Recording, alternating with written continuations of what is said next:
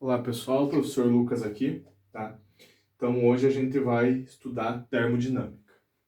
Então termodinâmica, tá? É a parte da física onde a gente vai estudar a relação que existe entre calor e trabalho. Então inicialmente a gente vai ver uma transformação isobárica, e essa transformação isobárica, tá? Por definição já diz que a pressão vai ser constante. Então aqui vamos pensar numa situação onde eu tenho um recipiente. E nesse recipiente eu tenho um êmbolo. Esse êmbolo pode se deslocar aqui livremente, sem atrito. E dentro desse recipiente aqui contido com esse êmbolo, eu tenho um gás. Se eu vim aqui e fornecer energia para esse gás, tá? Obviamente a velocidade dessas moléculas que está contido nesse gás aumenta. As colisões aqui aumentam com o êmbolo e com as paredes do recipiente. A gente diz que esse êmbolo sobe. Então aqui ele estava em equilíbrio, a gente aqueceu o gás, esse êmbolo subiu. Obviamente aumentou o volume. E a gente diz que esse êmbolo sofreu um deslocamento. Tá? Então aqui novamente ele retorna ao equilíbrio e a pressão volta ao valor inicial. Então, se sofrer um deslocamento, a gente pode dizer que se tem deslocamento, tem trabalho. Tá? E qual é a principal definição de trabalho? Então a gente diz que o trabalho, tá? Então trabalho a gente representa com essa letra aqui, é o produto vetorial entre força e deslocamento. Tá? Então produto vetorial ainda a gente faz vezes o cosseno do ângulo. Só que esse ângulo com que esse êmbolo sobe e com que essa força está sendo aplicada tem mesmo sentido e mesma direção. Então, a angulação que a gente tem aqui, tá, esse θ aqui, a gente vai ter que é zero. Se esse θ é zero, o cosseno de zero é 1.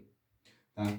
Quando a gente estuda a pressão, tá, vamos colocar aqui, mas pressão é uma força dividido por uma certa área com que essa força está sendo aplicada. Fazendo multiplicação cruzada aqui, isolando a força, eu tenho que força é igual a pressão vezes área. Tá? Só multipliquei aqui. Então, vou lá naquela equação, lá no lugar de força eu posso colocar pressão vezes área. Tá? E o deslocamento com que esse êmbolo sofreu eu chamei de ΔS. Então, trabalho vai ser força, que é pressão vezes área, vezes o deslocamento que eu chamei de ΔS. Θ é zero, cosseno de θ é 1, eu não preciso colocar aqui. Vamos pensar também que esse objeto que a gente está falando aqui é um objeto cilíndrico. E como é que a gente faz para medir o volume de um objeto cilíndrico? A gente pega a área da base e multiplica pela altura. Tá? Então, é a área vezes a altura, que nesse caso aqui a altura eu chamei de ΔS. Mas a gente está apenas calculando a variação que aconteceu aqui. Tá? Então, esse trabalho aqui pode ser pressão vezes área vezes área da base vezes a altura, tá? Então eu estou tendo uma variação de altura, eu posso chamar de variação de volume. Então essa aqui é a fórmula para trabalho. Lembrando que esse ΔV aqui, variação de volume, é volume final menos volume inicial. Tá? Certo? Então essa aqui é a variação de volume. Vamos falar da unidade SI, tá? Então, falando aqui um pouquinho da unidade SI de trabalho. Unidade SI. Essa pressão aqui, no SI, é Newton por metro quadrado, ou Pascal. É a mesma coisa, só que dito de duas maneiras diferentes. Então, eu vou colocar aqui Newton por metro quadrado, que é essa unidade de pressão aqui. E volume a gente mede em metro cúbico. Tá? Então, percebam que esse metro quadrado eu corto com aquele elevado ao cubo, tá? Vai sobrar Newton vezes metro, e por definição, Newton vezes metro vai ser o Joule, que é a unidade de medida para trabalho. Então, não só aqui em termodinâmica, em qualquer assunto da física, quando você for calcular trabalho, você vai calcular esse trabalho em joules. É claro que existe uma relação entre joules e calorias, mas isso não vem ao caso agora. Mas vamos pensar que essa pressão aqui pode estar em atmosferas E esse volume aqui pode estar em litros, então isso aqui é muito usado, tá? Agora, uma atmosfera a gente pode lembrar que é 10 na quinta Pascal, ou Newton por metro quadrado, e litro é 10 na menos 3 metro cúbico.